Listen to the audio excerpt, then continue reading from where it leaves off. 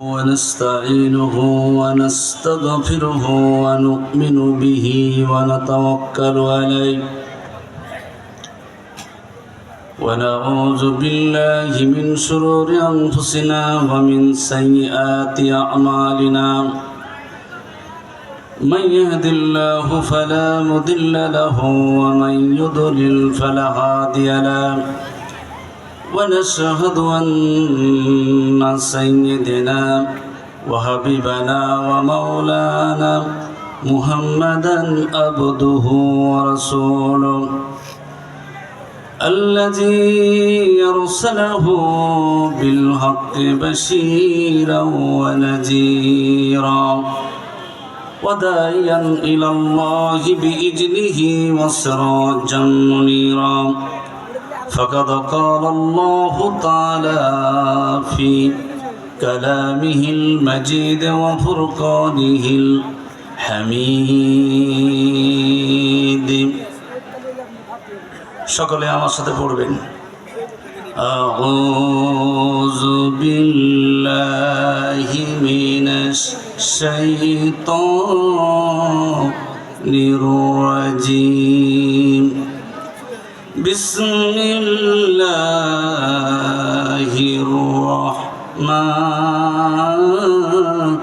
রহিম ومن الناس من يشتري لهو الحديث ليضل عن سبيل الله بغير علم ويتخذها هزوا أولئك لهم عذاب مهين صدق الله العظيم إن الله وملائكته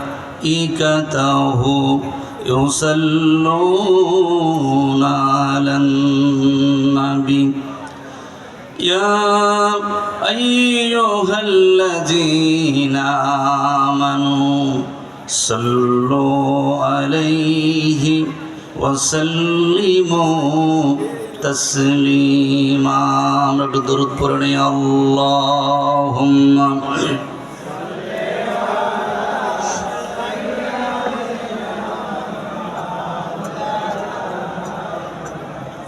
وعلى آل سيدنا بلغ العلا بكماله كشف الدجى بجماله حسنت جميع خصاله صلوا عليه سراج الملة تمهي فخر دو عالم دلبار مولاه شريف الأنبياء نسخا والأديان دقره بلغ العلا بكماله كشف الدجى بجماله حسنت جميع خصاله صلوا عليه وآله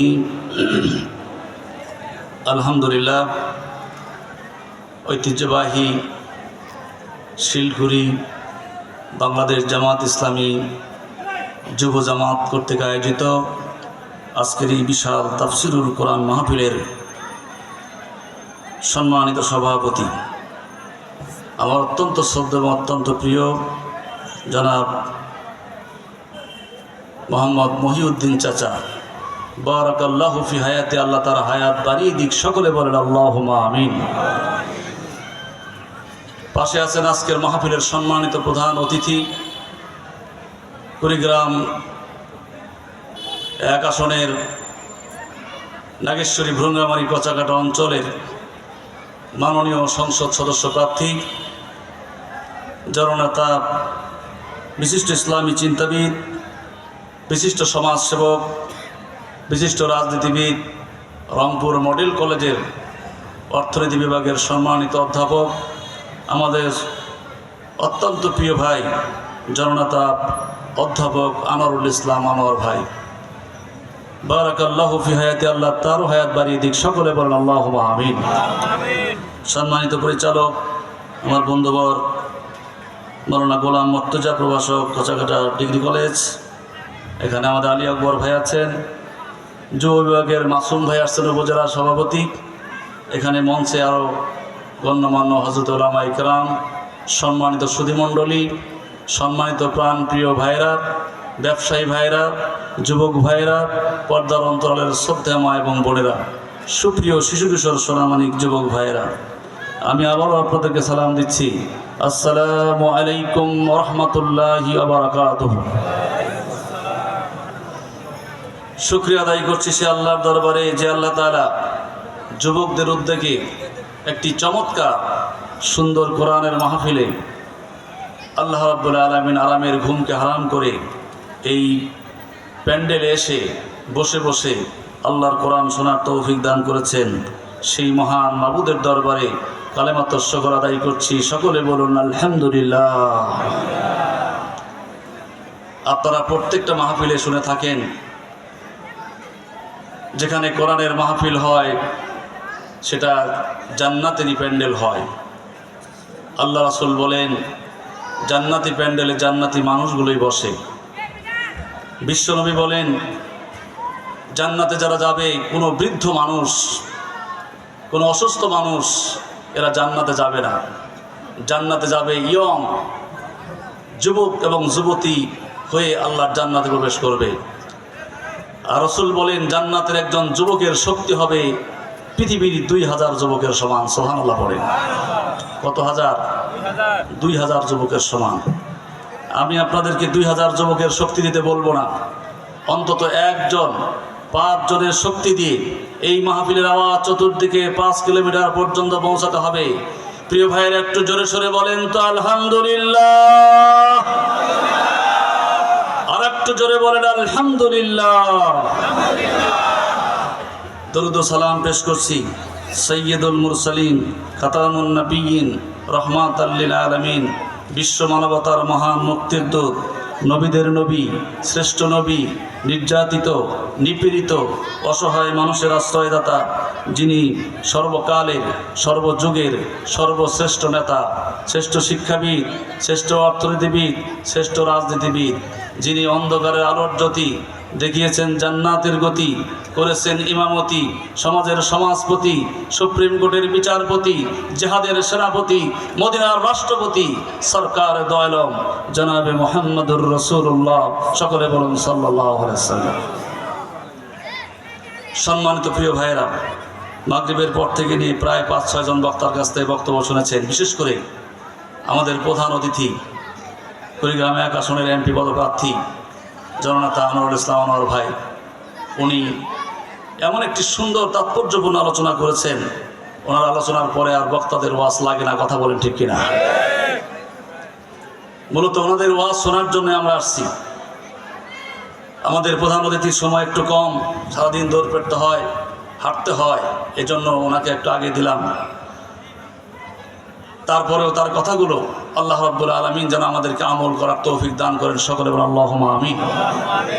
এত একটি ফ্রেশ, একটি সুন্দর, ভালো মনের একজন মানুষ এই কুড়িগ্রাম 1 আসনের এমপি পদপ্রার্থী হবে আমাদের কল্পনায় ছিল না। বহুদিন আগে, আজ থেকে প্রায় 5-6 বছর আগেই আমি আমার ভাইকে বলেছিলাম, ভাই আপনাকে মনে হয় কুড়িগ্রাম 1 আসনের এমপি প্রার্থী হয়ে নির্বাচন করতে হবে। তো ভাই সেদিন মুস্কি হাসিতে বলছে, কি বলো তুমি এগুলা? আমার মনের মধ্যে কেমন যেন একটা তখনই দাগ কেটেছিল যে ভাই যে শ্রম দেয়। আর রংপুরে যখন আমরা যেতাম সংগঠনের কাজে, তখন দেখেছি তিনি এত নিরলসভাবে নিজের থেকে, অন্তর থেকে, মানুষকে দেখানোর জন্য নয়, ভিতর থেকে এমনভাবে কাজগুলো করেছেন। তখনই আমার মনে উদয় হয়েছে আল্লাহ হয়তো ভাইকে কবুল করবেন। আল্লাহর রহমতে আল্লাহ তাআলা তাই করলেন। এই কুড়িগ্রাম 1 আসনে, একটা গুরুত্বপূর্ণ আসনে আল্লাহ তাআলা তাকে প্রার্থী হিসেবে বাছাই করেছেন। আমরা বলি আলহামদুলিল্লাহ। এবং আমার যে পর্যন্ত জানা, ইনশাল্লাহ এই শালঝোড় থেকে নিয়ে নুনখাওয়া পর্যন্ত, কচাকাটার থেকে শুরু করে একেবারে পাথরডুবি পর্যন্ত, হাসনাবাদ পর্যন্ত, সেই আপনার নারায়ণপুর পর্যন্ত যত জায়গায় দেখলাম মানুষ গোপনে গোপনে এমন সিদ্ধান্ত নিয়েছে যে এইবার অন্তত পক্ষে আমরা কোরআনের পক্ষে একটা ভোট দিয়ে, ইসলামের পক্ষে একটা ভোট দিয়ে অন্তরে শান্তি নিতে চাই। চিল্লা বলো আল্লাহু আকবার। মানুষের মনের ভিতরে কেমন যেন আল্লাহ তাআলা উপর থেকেই একটা কিউরিসিটি আল্লাহ তাআলা জাগিয়ে দিয়েছেন। আল্লাহ রাব্বুল আলামিন আমার এই ভাইকে কামিয়াবি দান করুক, সংসদে গিয়ে কোরআনের পক্ষে কথা বলার তৌফিক দান করুক। সকলে বলেন আল্লাহুম্মা আমিন। আর একটু জোরে বলেন আল্লাহুম্মা আমিন। সম্মানিত প্রিয় ভাইয়েরা, দেশে বর্তমানে তিনটা বিষয় নিয়ে এখন খুব হইচই। একটা বিষয় হচ্ছে গত শুক্রবারে ঢাকায় একটা ভূমিকম্প হয়েছে। এই ভূমিকম্প নিয়ে মানুষ একটা আতঙ্কে আছে। 2 নম্বর হইচই হচ্ছে বাউল শিল্পী নিয়ে আমাদের দেশে একটা হইচই শুরু হয়েছে কয়েকদিন থেকে। আর একটা হইচই শুরু হয়েছে নির্বাচন কেন্দ্রিক। এদেশের মানুষ 3 ভাগে বিভক্ত হয়েছে। কেউ চায় আগের সংবিধান দিয়ে দেশ চলুক, আবার কেউ চায় জুলাই চার্টার অনুযায়ী, জুলাই সনদ অনুযায়ী দেশ চলুক, আবার বাংলাদেশের অধিকাংশের বেশি মানুষ চায় এদেশ আল্লাহর কোরআন দিয়ে চলুক। কথা বলেন ঠিক কিনা? আপনারা কোনটা চান? আগের সংবিধান দিয়ে দেশ চলবে, জুলাই চার্টার দিয়ে দেশ চলবে, নাকি আল্লাহর কোরআন দিয়ে দেশ চলবে? আল্লাহর কোরআন দিয়ে যদি দেশ চালাতে হয়, কে কে রাজি আছেন? 2 হাত তুলে আল্লাহকে দেখান। নারায়ে তাকবীর, নারায়ে তাকবীর। আল্লাহ আইন চাই, আল কোরআনের আলো সংসদে চালো। আপনারা ইনশাআল্লাহ সেই দিন বেশি দূরে নয়, অল্প দিনের মধ্যে আল্লাহর কোরআন সংসদে যাবে। অল্প দিনের মধ্যে আল্লাহর কোরআনের পক্ষে বাংলার পার্লামেন্টে আইন পাস হবে। কথা বলেন ঠিক কিনা? আল্লাহর কোরআন নিয়ে, ইসলাম নিয়ে কোনো ভকিচকি চলবে না। আমাদের বাংলাদেশ জামাত ইসলামের নায়েব আমির ডক্টর আব্দুল্লাহ মোহাম্মদ তাহের, তিনি অসুস্থ। আল্লাহ তাকে শেফায়ে আজলা সিহাতে করে নসিব করুক। সকলে বলেন আল্লাহুম্মা আমিন। ডক্টর আব্দুল্লাহ মোহাম্মদ তাহের গত মাসে একটা বক্তব্য দিয়েছিলেন দেশ নিয়ে, নির্বাচন নিয়ে, ইসলাম নিয়ে, কোরআন নিয়ে। No hanky panky. আপনারা দেখছেন না? আপনারা কি বলছে? No hanky panky. এই কথা বলার পরে আমাদের দেশে কিছু রাজনীতিবিদ ট্রোল করা শুরু করে দিল। হ্যাঁ, এত বড় কথা, ইসলামী দলের এত বড় নেতা, ওনার মুখের ভাষা এত খারাপ। নো হাঙ্কি পাঙ্কি, এটা একটা ভাষা হইল? সমানে ট্রোল করা শুরু করে দিল। জামাতের মতো এত বড় একটা দলের লিডার কিভাবে এই শব্দ ইউজ করতে পারে? এদেশের মানুষ মনে করলো উনি বোধহয় ভুলই করে ফেলছে। কিন্তু এদেশের যুব সমাজ, এরা এত মোটামুটি এখন সচেতন। এরা, এদের হাতে, প্রত্যেকের হাতে এখন মোবাইল সেট। কথা বলেন ঠিক কিনা? এরা মোবাইলে গুগলে সার্চ দিল, ডিকশনারিতে সার্চ দিল, চ্যাটজিপিটিতে সার্চ দিল। দেওয়ার পরে যে নো হাঙ্কি পাঙ্কি আসলে অর্থটা কি, যুবকরা এবার চ্যাটজিপিটিতে, তারপরে আপনার গুগলে সার্চ দিয়ে দেখে যে নো হাঙ্কি পাঙ্কির অর্থ এত একটা ভালো অর্থ। নো হাঙ্কি পাঙ্কির অর্থ হলো কোনো চালাকি নয়, কোনো প্রতারণা নয়। আলহামদুলিল্লাহ বলবেন না? কারণ জামাতের এত বড় নেতা হয়েছে এমনি হয় না, আলু খায় হয় না। কথা বলেন ঠিক কিনা? ডক্টর সৈয়দ আব্দুল্লাহ মোহাম্মদ তাহের বাংলাদেশের একজন উজ্জ্বল নক্ষত্র। তার স্ত্রী উচ্চ শিক্ষিত। ওনার এই কথায় আমার মনে পড়ে গেল ছোটবেলার ঘটনা। স্কুলে যখন পড়ি তখন একটা ঘটনা শুনছিলাম। এক মা তার ছেলেকে ইংলিশ মিডিয়ামে লেখাপড়া করাবে, তার ছেলেকে যে ভালো চাকরি পাবে, ইংলিশ মিডিয়ামে লেখাপড়া করবো। আমরা ধনী মানুষ, কিন্তু আমরা মূর্খ, ছেলেটাকে একটু শিক্ষিত বানাই। তো শিক্ষিত করতে একেবারে বিলেতে পাঠিয়েছে ইংলিশ মিডিয়ামে শিক্ষিত করার জন্য। ছেলে মোটামুটি উচ্চশিক্ষায় শিক্ষিত হয়ে বাড়িতে আসছে, গ্রামের বাড়ি। মায়ের সাথে স্বাভাবিকভাবে আগের মতোই কথা বলছে। মায়ের সাথে কি আর ইংলিশে কথা বলা যায়? মা খাইতে দিয়ে বলছে, বাবা এত কষ্ট করে তোকে লক্ষ লক্ষ টাকা খরচ করে বিলেতে ইংলিশ মিডিয়ামে লেখাপড়া করাইলাম, তুই তো আমার একটা ইংরেজি শোনাইলি না, দু একটা ইংরেজি শোনা। ছেলে কয়, মা ইংরেজি শুনবা? বলে হ্যাঁ। তাহলে শোনো, something is the better than nothing. কি বলছে? Something is the better than nothing, অর্থাৎ কিছু না থাকার চাইতে থাকা ভালো। ছোট্ট একটা ইংরেজি বলছে। বলার পরে বলছে, মা তুমি কি বুঝছো? আমার ইংরেজি বুঝছো? মা কয়, বুঝবো না মানে? তুই যে শামসুলের বেটার ঘরের নাতি, ওইটাই তো বুঝাইলি। ওনাকে শামসুলের বেটার ঘরের নাতি ওইটা বুঝাইছে। আজকে আমাদের জামাত নেতারা কয় কি, আর এরা বুঝে শামসুলের বেটার ঘরের নাতি। কথা বলেন ঠিক কিনা? আরো জোরে বলেন ঠিক কিনা? জামাতের ভুল ধরতে হলে তোমাদেরকে আরো 100 বছর লেখাপড়া করতে হবে। কথা বলেন ঠিক কিনা? আব্দুল্লাহ মোহাম্মদ তাহের, আজকের এই মাহফিল থেকে আমরা দীপ্ত কণ্ঠে ঘোষণা করতে চাই, নির্বাচন নিয়ে, দেশ নিয়ে, গণতন্ত্র নিয়ে, মানুষের ভোটাধিকার নিয়ে নো হাঙ্কি পাঙ্কি, কোনো প্রতারণা, কোনো চালাকি চলবে না, চলবে না, চলবে না। কথা বলেন ঠিক কিনা? সম্মানিত প্রিয় ভাইয়েরা, আজকে কিছু কিছু মানুষ মনে করে, এই টুপিওয়ালারা কি দেশ চালাইতে পারবে? এদের মাথায় কি আছে? ওরা মনে করে টুপি ছাড়া মানুষগুলোর বোধহয় ব্রেন খুব বেশি, টুপিওয়ালা মানুষের মাথায় বোধহয় কিচ্ছু নাই, এটা মনে করে। কথা বলেন ঠিক কিনা? সম্মানিত প্রিয় ভাই, আজকে বলতে চাই, এই টুপিওয়ালাদের মর্যাদা যে আল্লাহ কত দিয়েছেন, আল্লাহর কোরআনে আল্লাহ নিজেই কোট করেছেন। চিল্লায় বলেন আল্লাহু আকবার। আমার আল্লাহ বলেন, আলম তারা কাইফা দারাবাল্লাহু মাসালান কালিমাতান তাইয়িবাতান কাশাজারাতিন তাইয়িবাতিন আসলুহা সাবিতু ওয়া ফারউহা ফিস সামা। জোরে বলেন আল্লাহু আকবার। আল্লাহ বলেন, পৃথিবীর মানুষেরা, তোমরা জানো না, তোমরা মনে করো মোল্লার দর মসজিদ পর্যন্ত টুপিওয়ালাদের মাথায় কিছু নাই, টুপিওয়ালারা বুঝতে পারে না। কিন্তু জেনে রাখো, এই টুপিওয়ালাদের মর্যাদা, কোরআনপন্থীদের মর্যাদা, ইসলামপন্থীদের মর্যাদা, এদের হাত এত শক্তিশালী আমি আল্লাহ করে দিয়েছি। এদের শিকড় হলো 7 তবক আসমান জমিনের নিচে, এদের ডালপালাগুলো হলো স্বয়ং আরশে আজিম পর্যন্ত। চিল্লায় বল আল্লাহু আকবার। আর একটু জোরে কোন আল্লাহু আকবার। আল্লাহর কোরআন বলছে, ইমানদারদের শিকড় হচ্ছে 7 তবক আসমান জমিনের নিচে, আর ডালপালাগুলো হলো আরশে আজিম পর্যন্ত। আল্লাহু আকবার বলে।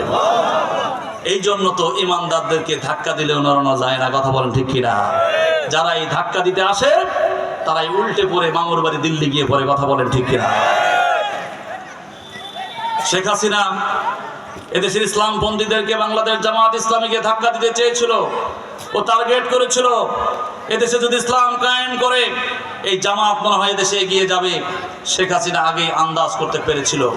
এই জন্য গোপনে গোপনে এনএসআইয়ের মাধ্যমে, ভারতের রয়ের মাধ্যমে, নিজের কিছু ওই ছাত্রলীগের কিছু পালক র্যাবের মাধ্যমে এরা গুম করে, খুন করে করে, এমনকি সেই কোথাকার কোন বিচার এনে, মানবতা বিরোধী বিচার এনে একটা ট্রাইব্যুনাল গঠন করে জামাত দাদাদেরকে পৃথিবী থেকে, বাংলাদেশ থেকে বিদায় করার ষড়যন্ত্র করেছিল। কথা বলেন ঠিক কিনা? কিন্তু আল্লাহর কি রহমত, ওরা মনে করেছে জামাত নেতাদেরকে হত্যা করে, ইসলামপন্থীদেরকে হত্যা করে, টুপিওয়ালাদেরকে হত্যা করে ৬২ সাল পর্যন্ত ক্ষমতায় থাকবে। হাসিনার আমলে এমন হয়ে গেল, ইমান রাখাই কঠিন হয়ে গেল। কিছু কিছু লোক শিরকে পরিণত করলো। অনেক লোক আমাদের কিছু বলতো, হুজুর আল্লাহ বোধহয় নাই। নাউজুবিল্লাহ পড়ে। বললাম কেন নাই? লোকজন আফসোস করে বলতো, আল্লাহ থাকলে এত অত্যাচার, তাও আল্লাহ দেখে না। তখন আমরা সান্ত্বনা দিয়ে বলতাম, ফেরাউন 400 বছর শাসন করেছে, সেই ফেরাউনকেও কিন্তু আল্লাহ চুবায়ে শেষ করে দিয়েছে। সুতরাং ধৈর্য ধরেন, এমন একদিন আসবে, দেখবেন, এমন একদিন আসবে সকালবেলা ঘুম থেকে উঠে দেখবেন হাসিনা নাই। কথা বলেন ঠিক কিনা? ওই 71 সালেও 75 সালেও মানুষ ত্রাহি ত্রাহি করেছিল। মানুষ মনে করেছিল বাকশাল যেরকম করে কায়েম হয়েছে, এদেশে বোধহয় অন্য দলে কোনো খাওয়াই থাকবে না। ইসলামপন্থীদেরকে মারা শুরু করে দিয়েছিল রেসকোর্স ময়দানে। সেই রমনার বট বলে সেখানে আলেমদেরকে ধরে ধরে হত্যা করেছিল রাজাকার কথা বলে বলে। কিন্তু সেই ৭৫ সালের আগস্ট মাসে এমন একটা কাণ্ড ঘটে গেল, মানুষ ঘুম থেকে উঠে দেখলো সেই নেতা আর দেশে নাই, একবার না ফেরার দেশে চলে গেছে। কথা বলেন ঠিক কিনা? সেই নেতার জানাজা নামাজে লোক হয়েছিল মাত্র ১৭ জন, তাও ছিল 2 জন হিন্দু। কয়জন হিন্দু? 2 জন হিন্দু। তারপরে একজন গোপালগঞ্জের একজন মৌলবী তিনি সাক্ষাৎকার দিয়েছেন যে আমি খুব রিস্ক নিয়ে ওনার জানাজাটা পড়াইছি। মিয়া টুপিওয়ালাদেরকে দোষ দিতে চাও? টুপিওয়ালাদেরকে গালি দাও। ওরা মনে করে টুপিওয়ালা দেশ চালাইতে পারবে না। আবার হাসিনাও মনে করলো বহুদিন পরে যখন ক্ষমতায় আসছি দেখি, তিনি গণভবনকে সুন্দর একটি কি করলো, সেখানে আপনার দোলনা তৈরি করেছে, কুড়ে ঘর তৈরি করেছে, মরিচ গাছ গাড়ে, বেগুন গাছ গাড়ে, সেখানে ভিতরে এমন সুন্দর মনে করলো যে এই গণভবন থেকে বোধহয় আমার নড়াই লাগবে না, এই দেশটা বোধহয় আমার নিজের। কথা বলেন ঠিক কিনা? সেখান থেকে মোবাইলে আপনার স্কাইপের মাধ্যমে পুল ব্রিজ উদ্বোধন করে, মনে করলো আমার চাইতে বড় নেতা বোধহয় আর নাই। কিন্তু আল্লাহ রাব্বুল আলামিন 2024 সালের 6 আগস্ট ছাত্র নামক 5 আগস্ট ওই যুব আবাবিল নামক ছাত্র জনতাকে পাঠিয়ে দিয়ে এমন ভাবে হাসিনাকে উৎখাত করলেন, দুপুরে রান্না করে ভাত খাওয়ার তার সুযোগ হলো না। কথা বলেন ঠিক কিনা? উনি মনে করেছিল পাঙ্কাশ মাছ খাবেন, রাজহাঁসের গোস্ত দিয়ে ভাত খাবেন, কিন্তু আল্লাহ কয় হাসিনা তোর রেজেক বাংলাদেশে নাই, তুই ভারতে যেয়ে খা। কথা বলেন ঠিক কিনা? ইসলামপন্থীর এখন আছে, মাহফিল হলে পরে সেখানে অমুক নেতা তমুক নেতার পারমিশন লাগে।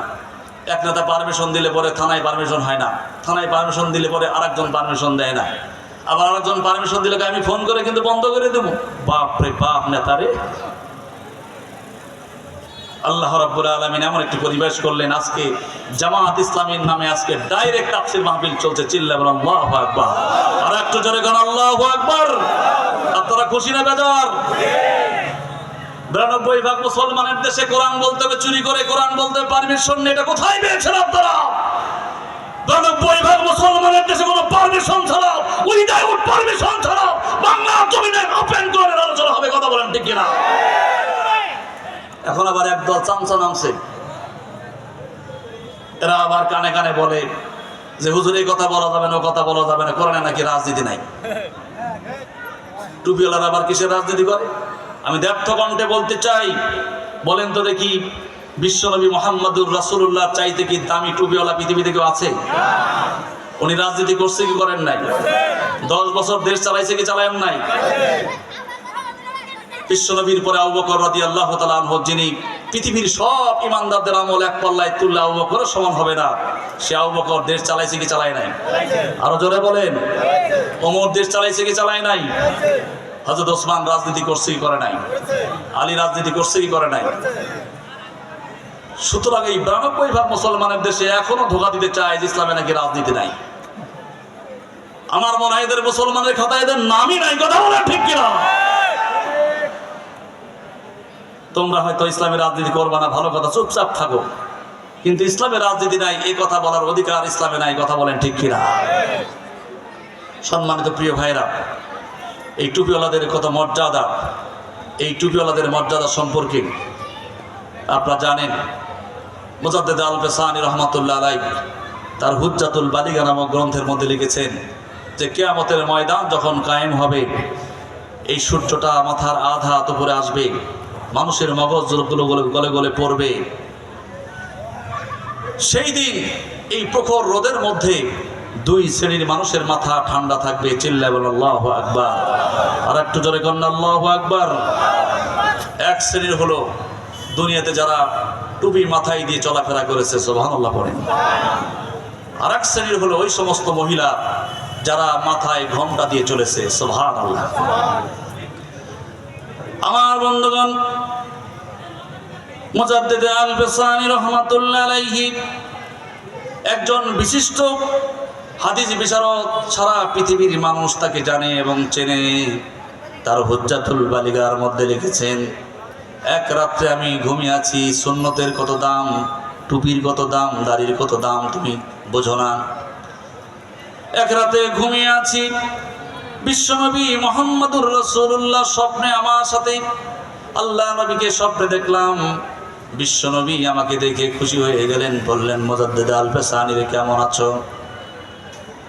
আল্লাহ নবীকে যদি কোনো ব্যক্তি যদি স্বপ্নে দেখে তার ভাগ্যটা এত ভালো, রসুল বলেন ওই লোকটার জন্য কিয়ামতে সুপারিশ করা আমার জন্য ওয়াজিব হয়ে যায়।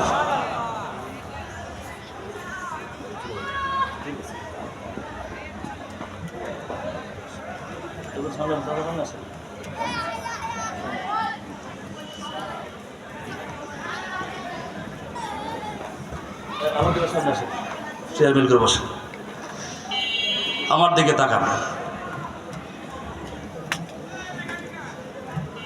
মুজাদ্দিদ আল পেসানি রহমাতুল্লাহ আলাইহি স্বপ্নে দেখেন বিশ্ব নবী আমার সামনে হাজির হয়ে গেছে। আল্লাহ নবীকে যেই সেই মানুষ স্বপ্নে দেখতে পারে না, শুধু বললেই হবে না। বহুদিন আগে, প্রায় 10 বছর আগে আমার দোকানে একদিন একটা লোক এসে বলছিল, হুজুর আমি রাসূলকে স্বপ্নে দেখছি, রসুলকে স্বপ্নে দেখছি, কিন্তু সে নামাজ টামাজটির মতো পড়ে না। ঠোঁটের দিকে তাকায় দেখলাম মোটামুটি গাঁজাও বোধহয় 2-1 কলমি খায়, ওই যে বাউল শিল্পীদের মতো। তো কয় রসুলকে স্বপ্নে দেখছি। বললাম যে আপনি রসুলকে স্বপ্নে দেখেন নাই, আপনি রবীন্দ্রনাথ ঠাকুরকে স্বপ্নে দেখছেন। কারণ রসুলকে স্বপ্নে দেখতে হলে 5 ওয়াক্ত নামাজ পড়তে হবে, বেশি বেশি দরুদ শরীফ পড়তে হবে। কথা বলে ঠিক কিনা? তো রসুলকে স্বপ্নে দেখা ভাগ্যের ব্যাপার, আপনারা ট্রাই করে দেখতে পারেন। দরুদ শরীফ পড়বেন, পাক পবিত্র থাকবেন, রসুল আপনাকে দেখা দিবে ইনশাআল্লাহ। আল্লাহ নবী বলেন মান রানি ফাকাদ রানি, যে ব্যক্তি আমাকে স্বপ্নে দেখলো সে সত্য স্বপ্নে দেখলো। ফাকাদ রানি শয়তান, আল্লাহ রাসূল বলেন যে ব্যক্তি আমাকে স্বপ্নে দেখলো সত্য স্বপ্ন দেখলো, কারণ শয়তান আমার রূপটা ধারণ করতে পারে না। আল্লাহ নবীর সঙ্গে কথা বলে আমার খুব খুশি খুশি লাগছে। এই মুহূর্তে বিশ্বনবী মুহাম্মদুর রাসূলুল্লাহ স্বপ্নের মধ্যে তার ডান হাত দিয়ে দাড়ি মোবারক খেলাল করতেছিলেন। খেলাল করতে করতে হঠাৎ করে আল্লাহর নবীর হাতের মধ্যে 3টা দাড়ি মোবারক ছিঁড়ে আসলো। স্বপ্নের মধ্যে আল্লাহর নবী বিশ্বনবী মুজাদ্দিদ আল পেসানির দিকে তাকিয়ে বললেন, মুজাদ্দিদ আল পেসানি রে, বহুদিন পরে তোমার সঙ্গে দেখা হলো, তোমাকে আমি কি উপহার দেব? এই যে নাও আমার 3টা দাড়ি মোবারক তোমাকে উপহার দিলাম। মুজাদ্দিদ আল পেসানি তার হুজ্জাতুল বালিগার মধ্যে লিখেছেন, আমি স্বপ্নের মধ্যে আল্লাহর নবীর সেই 3টা দাড়ি মোবারক হাতের মধ্যে নিয়ে এরকম করে মুঠ পাকায় গেলাম। সকালবেলায় যখন মুয়াজ্জিন আযান দিয়েছে আসসালাতু খায়রুম মিনান নাওম, তখন আমার ঘুমটা ভেঙে গেছে। ঘুম থেকে জাগনা পেয়ে দেখি স্বপ্নের ভিতরে আল্লাহ রাসূলের দাড়ি মোবারক নিয়ে যেরকম করে আমি মুঠ পাকিয়েছিলাম, ওই রকম মুঠটা হুবাহুব এরকম মুঠ পাকায় আমি আছি। হাতটা খুলে দেখলাম আল্লাহ নবী স্বপ্নের ভিতরে যে 3টা দাড়ি মোবারক দিয়েছেন, ওই 3টা দাড়ি মোবারক এখনো হাতের মধ্যে রয়ে গেছে।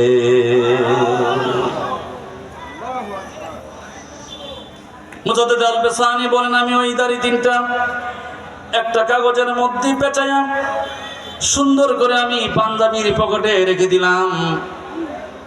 দুপুরবেলায় একটা কাজে যাব, প্রচণ্ড রোদ উঠেছে আকাশে। আমি যখন বাইরে গেলাম লক্ষ্য করে দেখি আকাশের ওই মেঘমালাগুলো এসে আমার মাথার উপরে ছায়া দেয়। কিরে, চতুর্দিকে রোদ কিন্তু আমার উপরে মেঘমালা ছায়া দেয় কেন? হঠাৎ মনে পড়ে গেল সেই দাড়ি মোবারকের কথা। পকেটে হাত দিয়ে দেখি পাঞ্জাবির পকেটে সেই দাড়ি মোবারক রয়ে গেছে। মনে মনে চিন্তা করলাম এই সুন্নতের কারণে এটা হলো নাকি। বাড়িতে গেলাম, আবার সেই দাড়ি মোবারক রেখে আমি যখন আবার রোদের মধ্যে আসলাম, তখন দেখি আবার সূর্যের তাপ মাথায় লাগে। আবার বাড়িতে গেলাম, আবার সেই দাড়ি মোবারক যখন পকেটে নিয়ে আসলাম, তখন দেখি আকাশের মেঘমালাগুলো ছায়া দেয়।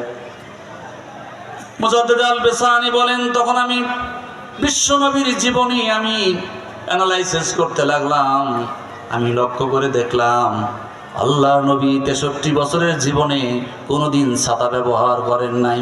আল্লাহ নবী যখন রাস্তা দিয়ে হেঁটে যেতেন, আকাশের ওই মেঘমালাগুলো বিশ্বনবীর উপর মাথায় ছায়া দিয়ে রাখত।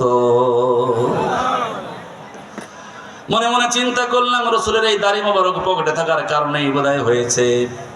এটা কিয়াস করে মুজাদ্দিদ আল পেসানি তার গ্রন্থের মধ্যে লিখেছেন, আল্লাহ নবীর এই সুন্নত যদি পকেটে থাকার কারণে আকাশের ওই সূর্যটা পর্যন্ত মাথার তাপ না দেয়, তাহলে কিয়ামতের দিন যখন ওই সূর্য মাথার উপর চলে আসবে, মাথার মগজ গলে গলে পড়বে, সেই দিন দুনিয়াতে যারা বিশ্বনবীর ওই সুন্নত যারা টুপি মাথায় দিয়ে যারা চলেছে, আল্লাহর কসম ওই কিয়ামতের ময়দানে তাদের মাথায় কোনো তাপ লাগবে না।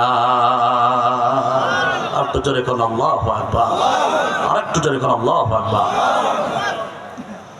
তাহলে টুপির দাম আছে না নাই? জোরে কম, আরো জোরে বলেন আছে না নাই? আল্লাহ নবী বলেন, মান হাব্বা সুন্নতি ফাকাদ হাব্বানি ওয়া মান নাহাব্বানি কানা মাই ফিল জান্নাহ। যারা আমার এই সুন্নতকে ভালোবাসবে, টুপিকে ভালোবাসবে, দাড়িকে ভালোবাসবে, আল্লাহর আলেম ওলামাদেরকে ভালোবাসবে, আল্লাহ রাসূল বলেন আমার এই সুন্নতকে যারা ভালোবাসবে, কিয়ামতের দিন আমি এবং ওই লোকটা জান্নাতের মধ্যে পাশাপাশি অবস্থান করব। আর একটু জোরে কম, আর একটু জোরে বলেন। আর এক শ্রেণীর হলো মা বোনেরা, যারা মাথায় ঘোমটা দিয়ে চলেছেন। আজকে অনেক মা বোন আছে যারা চুল মানুষকে প্রদর্শন করে। মা বোনদেরকে বলে যায়, প্রয়োজনে আপনি মুখ খোলা রাখতে পারবেন, কিন্তু চুল ঢেকে রাখতে হবে। মুখমণ্ডল ঢেকে রাখা ভালো, কিন্তু প্রয়োজনে মুখমণ্ডল খোলা রাখাও জায়েজ আছে, কিন্তু চুলের দাম আল্লাহর কাছে অনেক বেশি। আমি মক্কা মুআজ্জামায় দেখেছি, আল্লাহর কাবা ঘর যখন মানুষ তওয়াফ করে, তখন নারী এবং পুরুষ কোনো ভেদাভেদ থাকে না, সবাই কিন্তু তওয়াফ করে।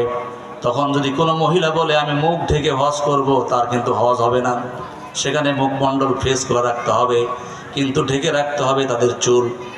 মেয়েদের চুল ঢেকে রাখাই হলো হজের ইহরাম, মেয়েদের চুল ঢেকে রাখাই হলো হজের ফরজ। আল্লাহু আকবার বলেন। তাহলে বোঝা গেল যে এই মুখমণ্ডলের চাইতে চুলের দাম আল্লাহর কাছে অনেক বেশি। কথা বলেন ঠিক কিনা? কিন্তু মেয়েরা মনে করে যে মুখের দাম বোধহয় বেশি। না, আপনার চুলের দাম বেশি। মা বোনদেরকে বলবো, যাদের মেয়ে স্কুল কলেজে পড়ে, মাদ্রাসায় পড়ে, আপনারা স্কার্ফ কিনে দিবেন, এই চুল যেন কোনো পরপুরুষ না দেখে। আল্লাহ যেন এই বোনদেরকে আমল করার তৌফিক দান করেন। সকলে বলেন আল্লাহুম্মা আমিন। আর একটু জোরে করেন আল্লাহুম্মা আমিন।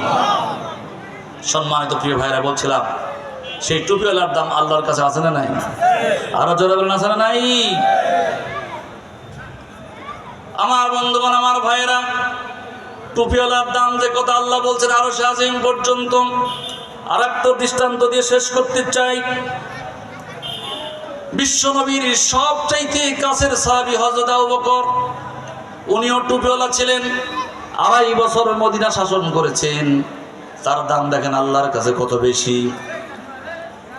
আল্লাহর সবচাইতে বড় ফেরেশতার নাম হলো জিবরাইল। ওই জিবরাইল ফেরেশতা একদিন আল্লাহর কাছে জান্নাত দেখতে চেয়েছিলেন।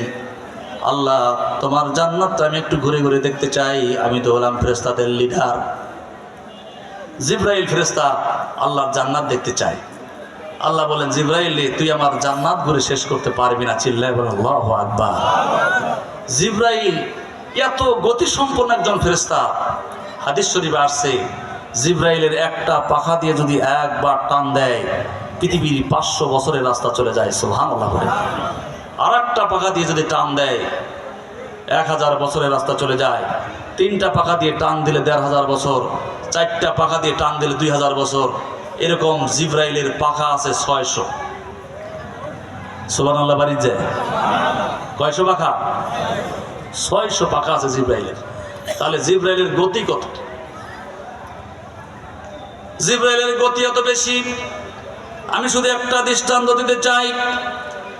যেই জায়গায় আমাদের জাতির পিতা হযরত ইব্রাহিম তার আপন ছেলে ইসমাইলকে যেই দিন জবাই করার জন্য, কোরবানি করার জন্য যেই দিন ওই মিনার প্রান্তরে নিয়ে গিয়েছিলেন, যেই জায়গায় তাকে শোয়াইছিলেন, ওই জায়গাটা আপনাদের দোয়ায় আমি ঘুরে আসছি।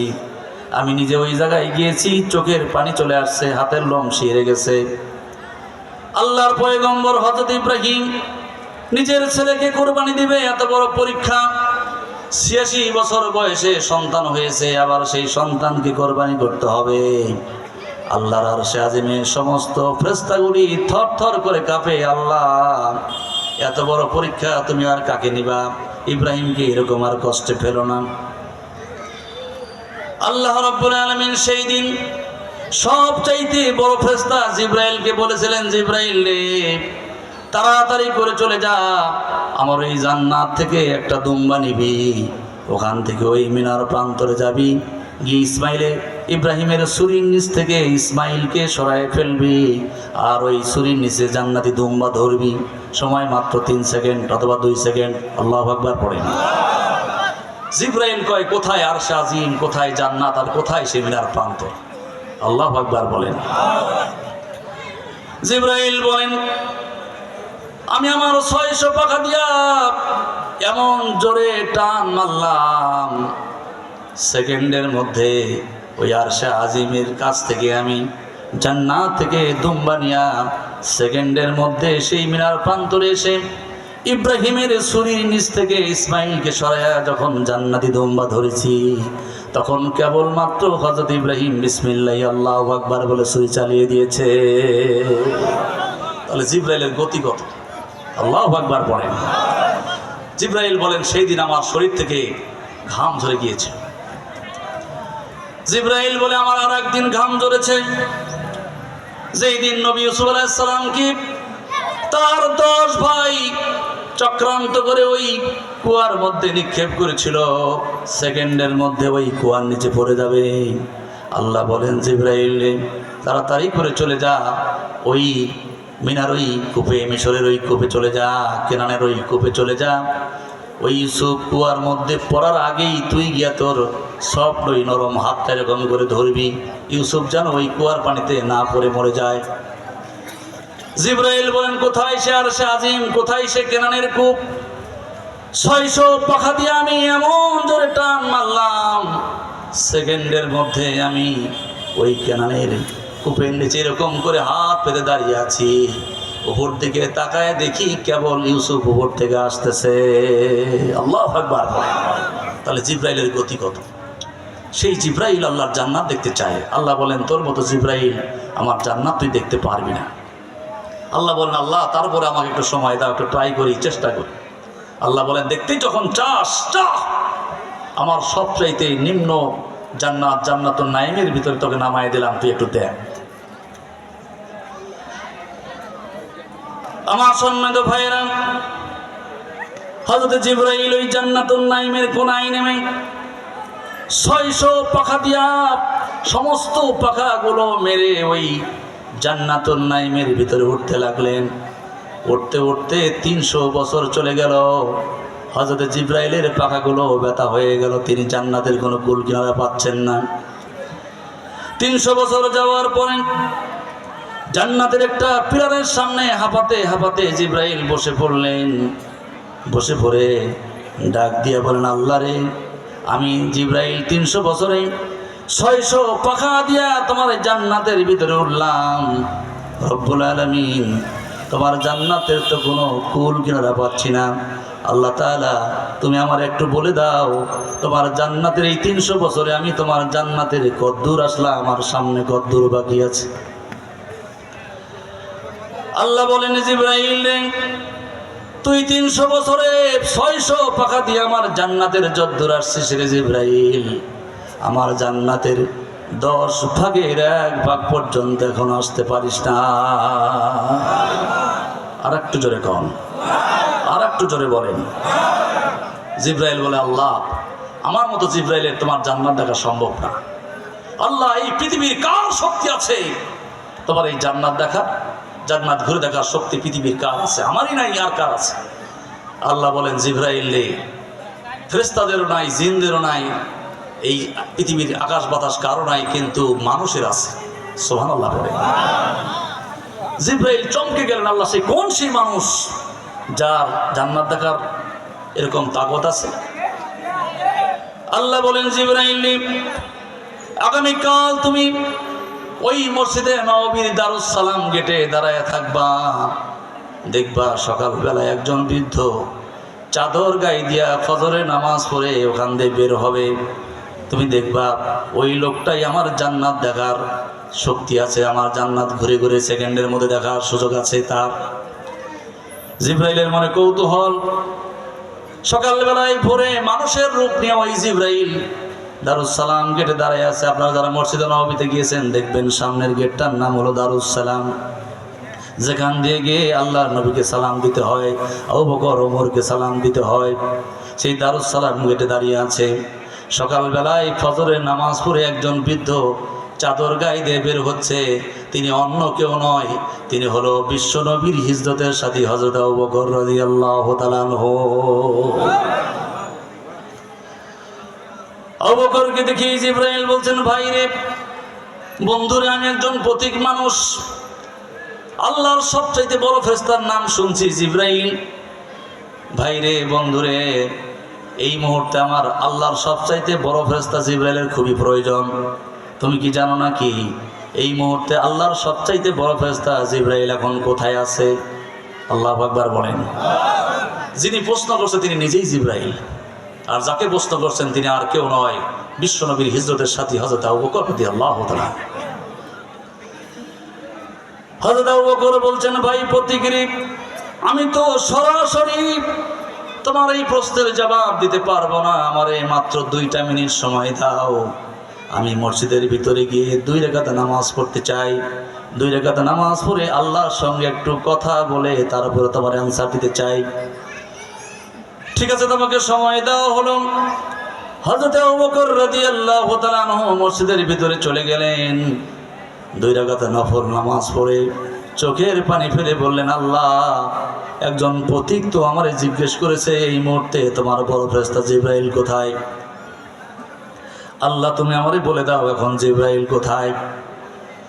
মানুষের চোখের পানি ফোটার পাওয়ার আল্লাহর কাছে এত বেশি। ভাইয়ের আমার, আমি অনেক মাহফিলে বলে থাকি, একটা পাঞ্জাবি ধুইতে গেলে, একটা শার্ট ধুইতে গেলে কমপক্ষে 1 বালতি পানি লাগে। মহিলাদের একটা শাড়ি ধুইতে গেলে কমপক্ষে 2 বালতি পানি লাগে। কিন্তু মানুষের জীবনের গুনাহ খাতা যদি কেউ ধৌত করতে চায় তাহলে ওই বালতি বালতি পানি লাগে না, মানুষের চোখের 1 ফোঁটা পানি জীবনের গুনাহ খাতা তাড়ানোর জন্য যথেষ্ট হয়ে যায়।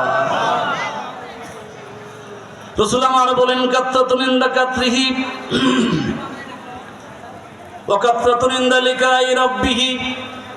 2টা ফোঁটা আল্লাহর কাছে খুবই দামি।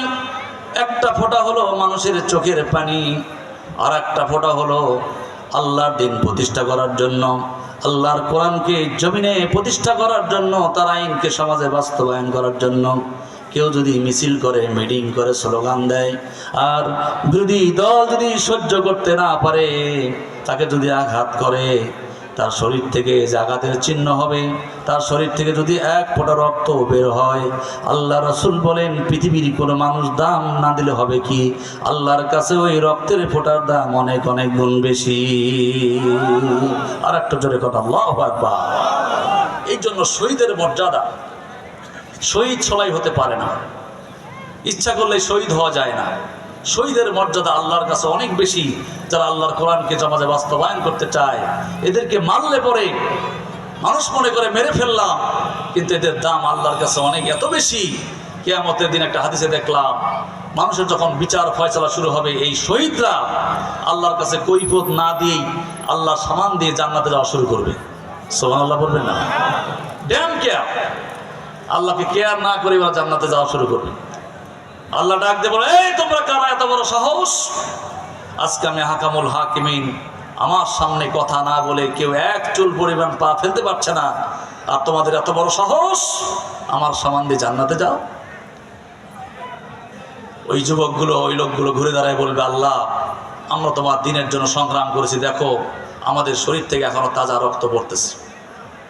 নবীজি বলেন, মানুষ যদি একটা লোহা 100 বছর পর্যন্ত মাটির নিচে থাকলে পরে সেই লোহা পর্যন্ত একবার জং ধরে শেষ হয়ে যায়, কিন্তু শহীদের মর্যাদা এত বেশি, এরা যদি কবরে লক্ষ লক্ষ বছর থাকে, ওই কিয়ামতের দিন এরা তাজা মনে হয়, এমনভাবে উঠবে মনে হয় তাজা রক্ত কেবল শরীর থেকে টপ টপ করে পড়ছে।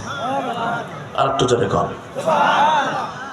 আল্লাহ বলবেন, শহীদরি গাজী রে, তোদেরকে আমি কৈফিয়ত দেওয়ার জন্য ডাক দেই নাই, তোদেরকে এই জন্য ডাক দিয়েছি, তোরা জান্নাতে যাওয়ার আগে আমার কাছে একটা জিনিস চা, তোরা যা চাবি আমি তাই দিয়ে দিব।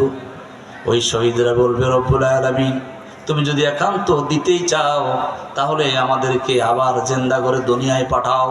এইবার যদি তোমার জমিনে যাই আর একবার নারায়ে তাকবীর আল্লাহু আকবারের স্লোগান দিয়ে আমার জীবনটা আমি আর একবার দিয়ে আসবো। আমাকে শহীদ করে সেই মিছিলে শামিল করে নিও, আমাকে শহীদ করে সেই মিছিলে শামিল করে নিও। যেই মিছিলের নেতা আমির হামজা খুবায়েব খাবাব, আল্লাহর কাছে যারা অতি প্রিয় শহীদ করে নিও। সবাই পড়েন, আমাকে শহীদ করে সেই মিছিলে শামিল করে নিও। মরণ তো একদিন আসবেই জানি, মিনতি তোমার কাছে চির সুখের সেই মরণ আমায় দিও, শহীদ করে নিও। আমাকে শহীদ করে সেই মিছিলে শামিল করে নিও।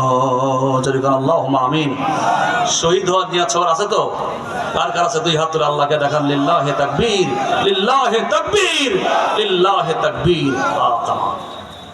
এই বাংলার জমিনে আল্লাহর কোরআনকে প্রতিষ্ঠা করার জন্য প্রয়োজনে আমরা রক্ত যদি আরো লাগে সেই রক্ত আমরা দিতে প্রস্তুত। কথা বলেন ঠিক কিনা? তবু বাতিলের সামনে আমরা মাথা নত করতে রাজি না। কথা বলেন ঠিক কিনা? এবার জেগে উঠেছে বাংলার মুসলমান, আবুল তাবুল দিয়ে প্রতারণা করে আমাদেরকে ভয় ভীতি দেখায় আর কোনো লাভ হবে না। কথা বলেন ঠিক কিনা? বাংলার দালাল ছেলেরা, বাংলার দালাল ছেলেরা এখন আর ওই ভয় ভীতিকে ভয় উপেক্ষা করে এরা আর ভয় পায় না। এবার এরা শপথ নিয়েছে, ডাকসু, চাকসু, চট্টগ্রাম বিশ্ববিদ্যালয়, খুলনা, ঢাকা, রাজশাহী থেকে শুরু করে প্রত্যেকটা বিশ্ববিদ্যালয়ের ছেলেরা জেগে উঠেছে। ইনশাআল্লাহ today tomorrow the next parliament should be the parliament, the next millennium should be the millennium, the next parliament of the Quran, the next parliament of the Quran, the next parliament of al-Islam। সামনের যে শতাব্দী হবে ইনশাআল্লাহ, এই শতাব্দী ইসলামের শতাব্দী। সামনের যে parliament হবে ইনশাআল্লাহ এই পার্লামেন্ট কোরআনের পার্লামেন্ট হবে ইনশাআল্লাহ। জোরে কোন ইনশাআল্লাহ। আবুল তাবুল বলে আমাদেরকে ঠেকায় রাখতে পারবে না। যারা রক্ত দিতে জানে তাদেরকে আর ঠেকায় রাখা যায় না। কথা বলেন ঠিক কিনা? আবু বকর রাদিয়াল্লাহু তাআলা আনহু চোখের পানি ফেলে আল্লাহর কাছে বললেন, আল্লাহ তুমি আমারে বলে দাও জিবরাইল এখন কোথায় আছে। আল্লাহ বলে দিলেন, তুমি একটু দেখো আমার কুল কায়নাত গুলো, জান্নাত জাহান্নাম গুলো একটু দেখো। সুবহানাল্লাহ পড়ে। দেখার পরে তুমি বুঝতে পারবা জিবরাইল কোথায় আছে। 2 রাকাত নামাজ পড়েন। এই জন্য যদি আপনি ঠেকে যান কোথাও, নামাজ পড়ে যাবেন। যুবক ভাইদেরকে বলছি, চাকরি নাই বাকরি নাই, তোমার যে সমস্যা, ব্যবসা ভালো হয় না, নামাজ পড়ো। এই যুবকরা নামাজ পড়তে চায় না। আজকে আমাদের দেশের ওই যে বাউলের কথা বলছিলাম, বাউল শিল্পী আবুল হোসেন সরকার, এই বাউল শিল্পী দেখেন আমাদের দেশে আল্লাহকে নিয়ে কটূক্তি করেছে। কথা বলে ঠিক কিনা? যে ল্যাঙ্গুয়েজ, যে ভাষা সে ব্যবহার করেছে সে আর ইসলামের মধ্যে নেই। আমাদের দেশে বাউলরা গান গাবে, কোনো অসুবিধা নেই, গান গাক, প্রকৃতি নিয়ে, আল্লাহকে নিয়ে, আল্লাহ রাসূলকে নিয়ে গান গাক, এতে আমাদের কোনো আপত্তি নেই। কিন্তু সৃষ্টিকর্তাকে নিয়ে, আল্লাহকে নিয়ে যখন ব্যঙ্গাত্মকভাবে কথা বলে তখন আল্লাহর বান্দাদের গায়ে লাগে। কথা বলেন ঠিক কিনা?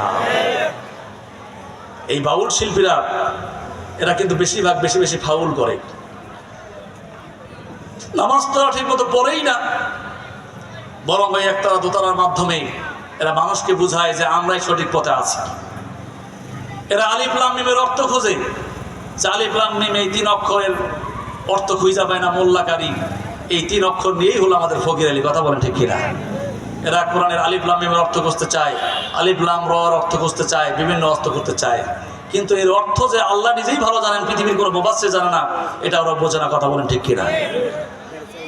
আমার আল্লাহ বলেন ওয়াল্লাযী আনজালা আলাইকাল কিতাবা মিনহু আয়াতুম মুহকামাতুহুন্না উম্মুল কিতাব ওয়া উখারু মুতাশাবিহা ফাম্মাল্লাযীনা ফী কুলুবিহিম যায়গুন ফায়াত্তাবিউনা মা তাশাবাহা মিনহু ইবতিগাল ফিতনাতু ওয়া ইবতিগা তাবিলিহি ওয়া মা ইয়ালামু তাবিলিহি ইল্লাল্লাহ ওয়ার রাসিখুনা ফিল ইলমি ইয়াকুলুনা আমান্না বিহি কুল্লু মিন ইনদি রাব্বিনা ওয়া মা ইয়াযাক্কারু ইল্লা উলুল আলবাব।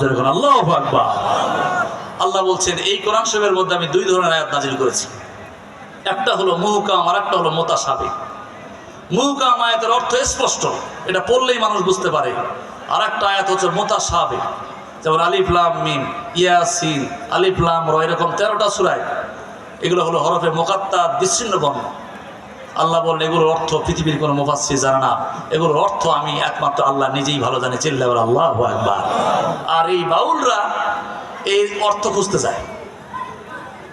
তাহলে বোঝেন আল্লাহ বলছেন এর অর্থ করা যাবে না। যারা এর অর্থ খুঁজতে চায়, ফাম্মাল্লাযিনা ফী কুলুবিহিম যায়গুন, তাদের অন্তরে আছে বেধি, অন্তরে আছে কুটিলতা, অন্তরে আছে শয়তানি। এই শয়তানি করার জন্য, মানুষকে ভুলভাল দেওয়ার জন্য আর আলিফ লাম মিমের অর্থ খোঁজে। নাউযুবিল্লাহ বলবে না? আর রাসিখুনা ফিল ইলমি ইয়াকুলুনা, আর যারা জ্ঞানী মানুষ তারা বলে এগুলো সব আল্লাহর আয়াত, আমরা বিশ্বাস করলাম, মেনে নিলাম, এগুলোর অর্থ আমাদের খোঁজার দরকার নেই। সুবহানাল্লাহ বলেন। বলতেছিলাম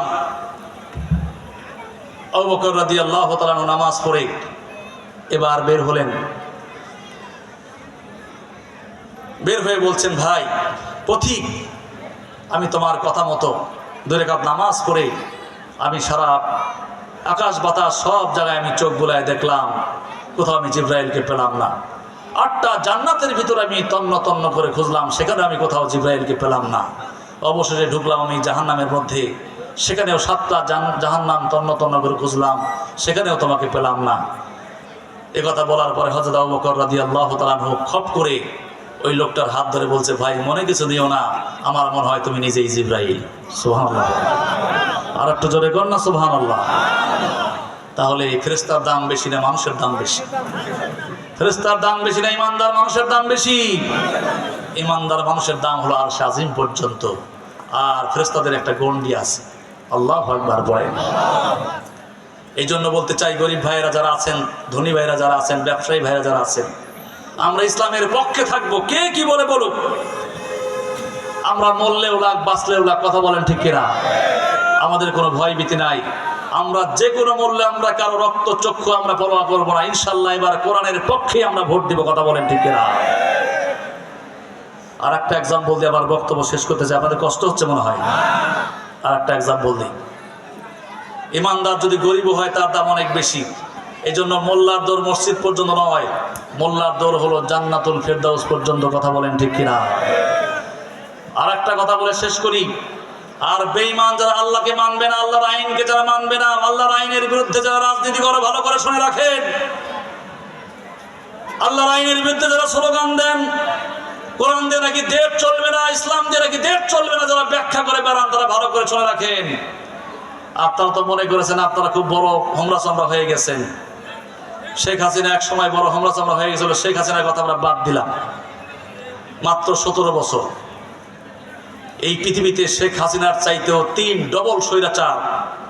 শেখ হাসিনা তো কেবল গণভবনে একটা সুন্দর দোলনা বানাইছে, মাত্র একটা কুড়ে ঘর বানাইয়া, এটা মিনি জান্নাতের মতো বানাইয়া সে 62 সাল পর্যন্ত ক্ষমতায় থাকতে চেয়েছিল।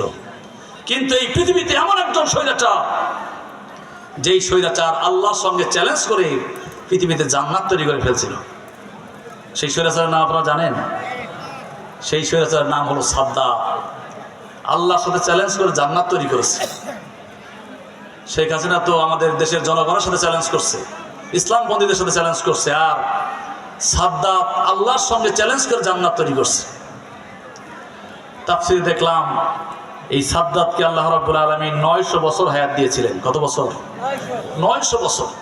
আমরা তো বাঁচি মাত্র 70, 100, 150 ঊর্ধ্বে। সাদ্দাত বয়স পেয়েছিল 900 বছর। 900, এই 900 বছরের মধ্যে সে জান্নাত তৈরি করতে 400 বছর লাগিয়েছিল। কত বছর? আর একটু জোরে বলেন, আরো জোরে। জোর হলো না। 400 বছর, 1 লক্ষ শ্রমিক, by rotation, day by night, night by day. 50,000 শ্রমিক সন্ধ্যা পর্যন্ত কাজ করত। ওরা চলে যেত, আবার রাতের বেলায় বাল্ব লাগায়া, বাতি লাগায়া আবার 50,000 শ্রমিক কাজ করত। 24 ঘন্টা কাজ করে 1 লক্ষ শ্রমিক 400 বছরে সাদ্দাতের জান্নাত নির্মাণ করেছিল। আমার সম্মানিত ভাইয়েরা, সাদ্দাতের সেই জান্নাত এখনো পৃথিবীতে একটা নমুনা আছে। আপনি আম্মান থেকে 5 ঘন্টা পর্যন্ত গেলে পরে বাজেরা নামক একটা জায়গা আছে, একটা শহর আছে, এলাকা আছে। ওই এলাকায় বর্তমানে সাদ্দাতের জান্নাত, মিনি জান্নাত এখনো আছে। জান্নাতের একটা দেওয়াল হলো 8,000 বর্গ মাইল। এদিকে 8,000 বর্গ মাইল, এদিকে 8,000 বর্গ মাইল, এদিকে 8,000 বর্গ মাইল, এদিকে 8,000 বর্গ মাইল। 4 8 32,000 বর্গ মাইল সাদ্দাতের জান্নাত। এক একটা দেওয়াল 8 হাত প্রশস্ত। দেওয়ালগুলোর উচ্চতা হলো 30 হাত। সামনে দক্ষিণ পাশে যে গেট তৈরি করেছে, ওই গেট দিয়া 10টা ঘোড়া একসাথে ওই গেট দিয়ে জান্নাতের মধ্যে ঢুকে যায়। তো মনোরম একটা গেট করেছে। সাদ্দাতকে আল্লাহ রাব্বুল আলামিন 900 বছর হায়াত দিয়েছিলেন। এই 900 বছর হায়াত পেয়ে সাদ্দাত বড় স্বৈরাচারী হয়ে গিয়েছিল। নবী হুদ আলাইহিস সালাম বললেন, সাদ্দাত রে, আল্লাহকে মেনে নাও, আল্লাহর আইনকে মেনে নাও, উদ্যত হইও না, স্বৈরাচারী হইও না, বেশি বাড়াবাড়ি করো না। ওই সাদ্দাত নবী হুদ আলাইহিস সালামকে ধমক দিয়ে বলতো, নবী হুদ রে, তোর আল্লাহর কাজ করলে পরে, ইমানদার হলে পরে তোর আল্লাহ আমাকে কি দিবে? ফাকিদুনি জামিআ ইন্না লা মুদরাকুন। নবী হুদ আলাইহিস সালাম নরম কণ্ঠে সুন্দর করে বুঝাই দিয়েছেন, সাদ্দাত রে, তুমি যদি আমার আল্লাহকে মেনে নাও, আমার আল্লাহ তোমার এমন জান্নাত দিবে যেই জান্নাতের নিচ দিয়ে ঝর্ণা ধারা সমূহ প্রবাহিত। আল্লাহু আকবার বলেন। সাদ্দাত কয়, ধুর, তোর আল্লাহর জান্নাত, এই জান্নাতটা আমার লাগবো না। আমার যে সম্পদ আছে, আমার যে ক্ষমতা আছে, আমি নিজেই আমার কোটি কোটি টাকা দিয়ে আমি নিজে একটা জান্নাত তৈরি করব। নাউজুবিল্লাহ পড়েন। সাদ্দাত বলল, আমি নিজেই কোটি কোটি টাকা দিয়ে আমি জান্নাত তৈরি করব। তোর আল্লাহর জান্নাতের আমার দরকার নেই। কত বড় গাদ্দার দেখেন। এইবার সাদ্দাত 400 বছরে জান্নাত তৈরি করে নবী হুদ আলাইহিস সালামের কাছে শোনে জান্নাতের মধ্যে কি কি আছে। নবী হুদ বলে, সাদ্দাত রে, জান্নাতের ভিতরে হুর আছে, সুন্দর সুন্দর হুর আছে। যেই হুরের একটা ঝলক যদি পৃথিবীর মধ্যে ছেড়ে দেওয়া যায়, তাহলে মানুষ অস্থির হয়ে যাবে। আর ওই হুর যদি মুখের থুতু মোবারক যদি একটু ফেলে দেয়, মানুষ সেটা মধু মনে করে খাবে। আল্লাহু আকবার বলেন। এইবার সাদ্দাত তার পুলিশ বাহিনী দিয়ে গোটা দেশ সার্চ করে করে ওই সুন্দরী সুন্দরী যুবতী মেয়েদেরকে, ষোড়শী মেয়েদেরকে ধরে এনে ওই জান্নাতের ভিতরে 1200 কামরা তৈরি করে ওই কামরার মধ্যে সুন্দরী মেয়েগুলোকে দিয়েছে। স্বর্ণ এনে এনে স্বর্ণ দিয়ে সাজিয়েছে, নহর করেছে, ফুল দিয়েছে, স্বর্ণের পেয়ালা বানিয়েছে। আল্লাহর জান্নাতে যা যা আছে মোটামুটি কিছু কিছু তৈরি করার জন্য ওগুলো জান্নাতের ভিতরে দিয়েছে। এমনকি একজন গরিব মহিলার তার মেয়েকে একজোড়া কানের দুল বানিয়ে দিয়েছিল। সেই কানের দুল পর্যন্ত ছিঁড়ে নিয়ে এনে সেই জান্নাতের মধ্যে লাগিয়েছে। ওই গরিব মহিলা সেজদায় পড়ে চোখের পানি ফেলে আল্লাহর দরবারে দোয়া করেছিল, আল্লাহ, আমি সারা জীবন মানুষের বাড়িতে কাজ করে করে আমার এই মেয়েকে একজোড়া কানের দুল বানিয়ে দিয়েছি, আর মেয়েটা কানের দুল পেয়ে খুশি হয়ে গেছে।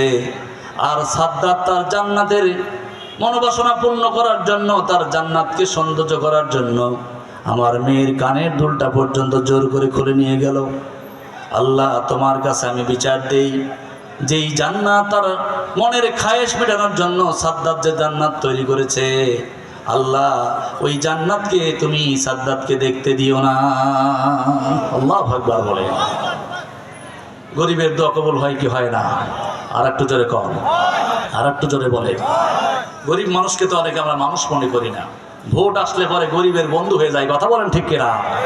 এই যে ঢাকায় আগুন ধরেছে করাইল বস্তিতে, সকালবেলা নিউজ দেখলাম আমিরে জামাত ডক্টর শফিকুর রহমান সেখানে ত্রাণ নিয়ে গিয়েছে, খিচুড়ি নিয়ে গিয়েছে, আবার সেই খিচুড়ি আবার নিজে খাচ্ছে, যে টেস্ট হয়েছে ভালো।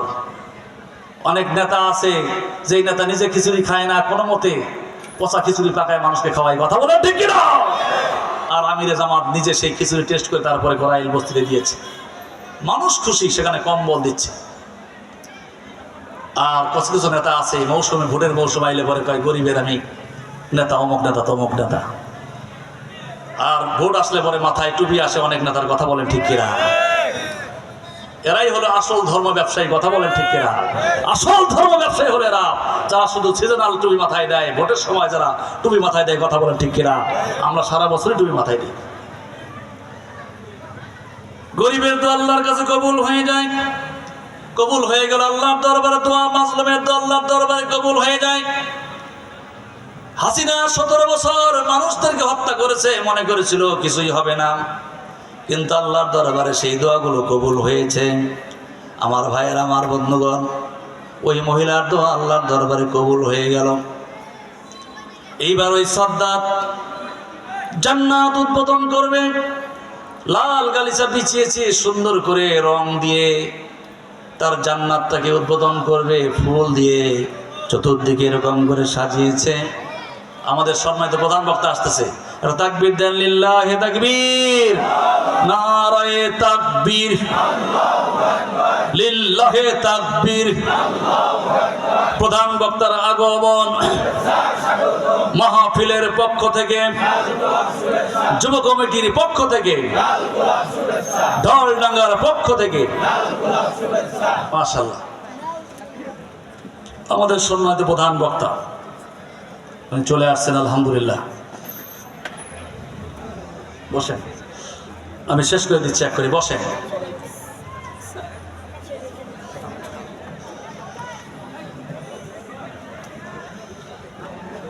বক্তা আসতে দেরি করে আমি লম্বা করে ফেললাম, আপনাদের মন খারাপ করছেন নাকি? আপনারা মন খারাপ করেন নাই?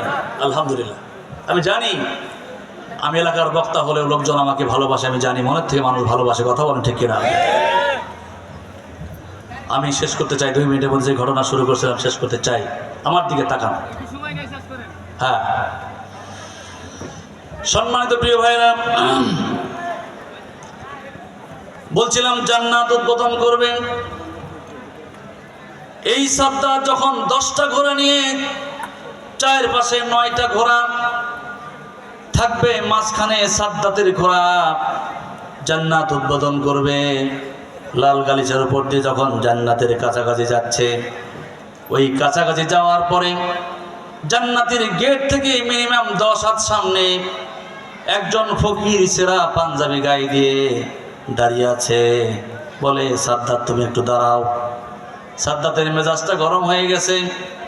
জান্নাত উদ্বোধনের দিন এই ফকির আবার কিসের ভিক্ষা চায়? হয় ফকির সব, ফকির দেখে রাগ, মেজাজ খুব গরম। আবার ফকির বলে, একটু দাঁড়াও, তোমার সাথে কথা আছে। আবার ধমক দিয়েছে। ধমক দেওয়ার পরে ওই ফকিরের মুখের দিকে তাকায় দেখে ফকির ডরায় না, ফকিরের মুখের ভিতরে কোনো ভয়ের ছাপ নাই। আল্লাহু আকবার বলেন। এইবার ওই ফকির বলেন, সাদ্দাতের, হাল তারিফুনি মান আনা, তুমি কি চেনো আমি কে? বারবার আমারে ধমক দিচ্ছ, তুমি কি জানো আমি কে? এইবার ওই সাদ্দাত ওই ফকিরের মুখের দিকে তাকায়া বলছে, ফকির রে, এতক্ষণ তো তোমার আমি চিনি নাই, কিন্তু এখন যেন তোমার মুখ দেখে কেমন জানি আমার একটু ভয় ভয় লাগে। আল্লাহু আকবার বলেন। ফকির বলে, সাদ্দাত রে, তোমার মাথাটা একটু কাত করো। এই বলে যখন ওই ফকির তার বুকটা যখন ওই ঘোড়ার সঙ্গে যখন লাগাই দিয়েছে, ওই মালাকুল মাউতকে পৃথিবীর কোনো মানুষ না চিনলেও ওই বনের প্রাণীরা কিন্তু মালাকুল মাউতকে চিনতে পারে। মালাকুল মউত যখন ওই ফকির যখন বুকটা যখন লাগিয়ে দিয়েছে, ওই ঘোড়া কেঁপে উঠেছে, সাদ্দাত তো কায়েত হয়ে গিয়েছে। ফকির বলে, সাদ্দাত রে, আমি দুনিয়ার কোনো ফকির না, আমি হলাম মালাকুল মউত, আজরাইল ফেরেশতা, তোমার জান কবজ করার জন্য আসছি। আল্লাহু আকবার। সঙ্গে সঙ্গে ওই সাদ্দাতের মুখটা ফ্যাকাশে হয়ে গিয়েছে। সাদ্দাত মালাকুল মউতের দিকে তাকায় বলে, মালাকুল মউত রে, তোমারে তো আমি চিনতে পারি নাই, আমারে ক্ষমা করে দিও, তোমার কাছে ক্ষমা চাই। তবে এই মুহূর্তে তোমার কাছে আমি একটু সময় চাই, মাত্র কয়েক সেকেন্ড সময় দাও।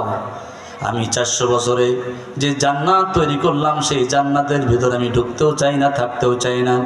আমি শুধু ওই জান্নাতের গেটের মধ্যে একটু পা দিয়ে এদিক ওদিক আমি একটু দেখতে চাই, এই সময়টুকু আমার একটু দাও। মালাকুল মউত বলেন, আজরাইলের মুখের দিকে তাকায়া ওই সাদ্দাতের মুখের দিকে তাকিয়ে কেমন জানি আমার একটু মায়া হয়ে গেল।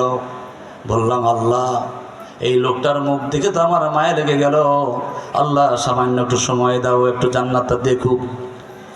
আল্লাহ বলেন, মালাকুল মউত রে, তোর ভিতরে তো আমি কোনো মায়া দয়া দেই নাই, তোর ভিতর থেকে তো আমি মায়া দয়া উঠায় নিয়েছি, কেন বা ওর প্রতি তোর মায়া হলো? জীবনেও কোনো দিন কি কোনো মানুষের দিকে তোর মায়া হয়েছিল নাকি? মালাকুল মউত বলে, আল্লাহ, আর একটা দিন মায়া হয়েছিল, আজ থেকে 30-35 বছর আগে। সাগরের মধ্যে জাহাজ ডুবে গিয়েছিল, সেই জাহাজের তক্তার উপরে একজন মহিলা ভাসতেছিল, ওই মহিলার পেটে বাচ্চা ছিল, তক্তার উপরে এই সাগরের মধ্যে ওই মহিলা বাচ্চা প্রসব করেছে। সেই দিন তুমি বলেছিলে, মালাকুল মউত রে, ওই বাচ্চাটাকে রেখে তার মায়ের জানটা কবজ করো। সেই দিন ওই বাচ্চার মুখের দিকে তাকায় আমার খুব মায়া হয়েছিল, যে ওর মায়ের জান কবজ করার সময়। আল্লাহ বলেন, মালাকুল মউত, তুমি কি জানো ওই বাচ্চাটা কে ছিল? মালাকুল মউত বলে, আল্লাহ, তা তো জানি না। আল্লাহ বলেন, ওই বাচ্চাটাই ছিল আজকের এই সাদ্দাত।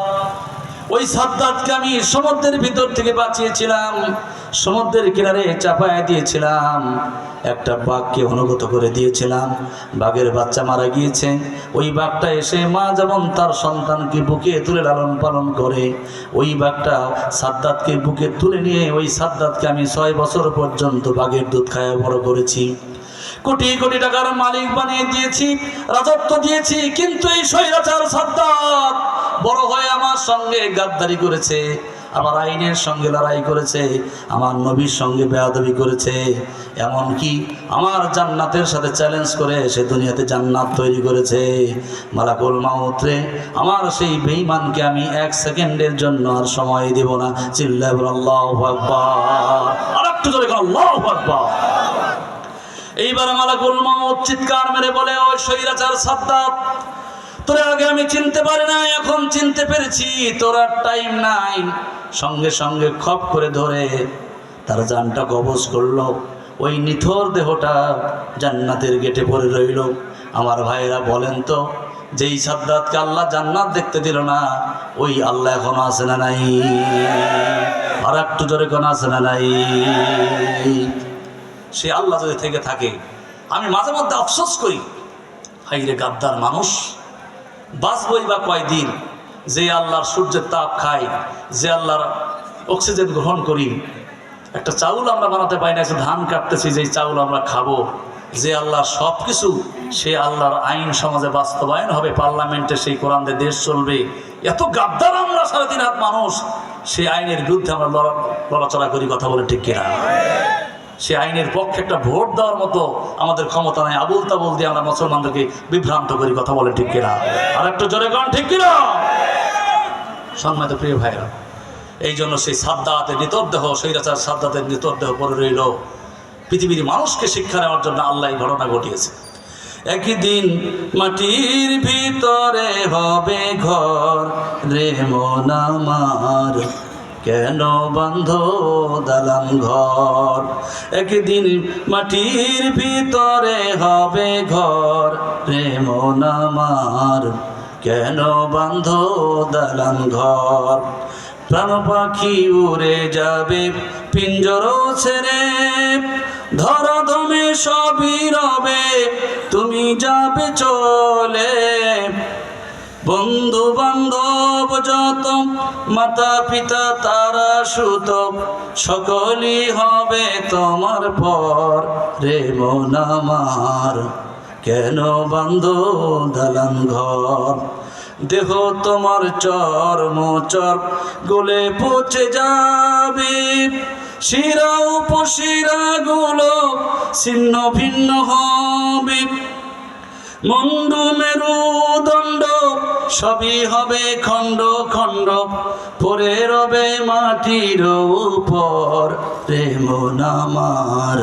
কেন বান্ধ দালান ঘর, একদিন মাটির ভিতরে হবে ঘর রে মন আমার। কেন বান্ধ দালান ঘর। সম্মানিত প্রিয় ভাইয়েরা, এই পৃথিবী একদিন শেষ হয়ে যাবে, আমাদের দোকানপাট, ব্যবসা বাণিজ্য, চাকরি শেষ হয়ে যাবে, আমরা একদিন কবরে চলে যাব।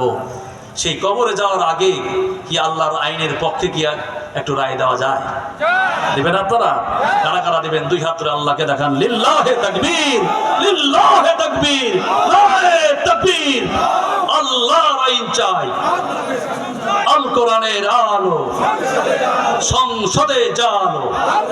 হাত সোজা করেন, হাত সোজা করেন। ইনশাআল্লাহ এই কয়জন লোক যদি শিলকুড়ি ইউনিয়নের আমরা যদি আল্লাহর কোরআনের পক্ষে যদি থাকি, ইনশাআল্লাহ কোন শক্তি আমাদেরকে দমায় রাখতে পারবে না। কথা বলেন ঠিক কিনা? আজকের এই যুব বিভাগ সফল হয়েছে, আজকের এই মাহফিল আল্লাহর দরবারে অলরেডি কবুল হয়ে গেছে, বলেন আমিন। যারা আসছেন আপনাদের নাম আল্লাহর দপ্তর সবার নাম উঠে গেছে, আলহামদুলিল্লাহ। সম্মানিত প্রিয় ভাইয়েরা, আমি শেষ করলাম। অত্যন্ত ধন্যবাদ জানাচ্ছি অন্তর থেকে। আপনারা হৃদয় দিয়ে অন্তর থেকে সুন্দরভাবে মনোযোগ দিয়ে বসে নীরবে আল্লাহর কোরআন শুনতেছিলেন। আমাদের প্রধান বক্তা, আমাদের প্রিয় ভাই, তিনি অত্যন্ত চমৎকার আলোচনা করেন। আমি যতদূর শুনেছি, তিনি যতক্ষণ থাকবেন আপনারা শুনে এখান থেকে মনোজাত করে বাড়িতে যাবেন, এই আশাবাদ ব্যক্ত করছি। তার আগে 5টা মিনিট একটু কষ্ট দিব। আমাদের সবুজ ভাই, মতিউর রহমান ভাই, যুব বিভাগের যারা দায়িত্বে আছেন, তারা এত সুন্দর একটি মাহফিল আয়োজন করেছেন। ওনারা আসার সময় আমাকে কানে কানে একটু বলেছেন, ভাই কিছুটা ঘাটতিতে আছে। আমরাও টাকা দিয়েছি, বক্তা শ্রোতা সবাই টাকা দিয়েছে, আলহামদুলিল্লাহ। এই মাহফিলের জন্য নিরেট, এই মাহফিলের অন্য কোনো উদ্দেশ্য নয়, শুধুমাত্র আল্লাহর উদ্দেশ্য, আল্লাহকে সন্তুষ্টি করাই, আল্লাহর কোরআনের পক্ষে এই মাহফিল। আল্লাহু আকবার বলেন। সুতরাং এই সন্তুষ্টির মাহফিলে আপনারা যে যা পারেন একটু পকেটে হাত দেন, বিসমিল্লাহ বলে একটা হাত দেন, যে যা পারেন দিয়ে দেন 3 মিনিটের মধ্যে। প্রধান বক্তাকে কষ্ট আমরা দিব না। এই সবুজ ভাই কই, তাড়াতাড়ি।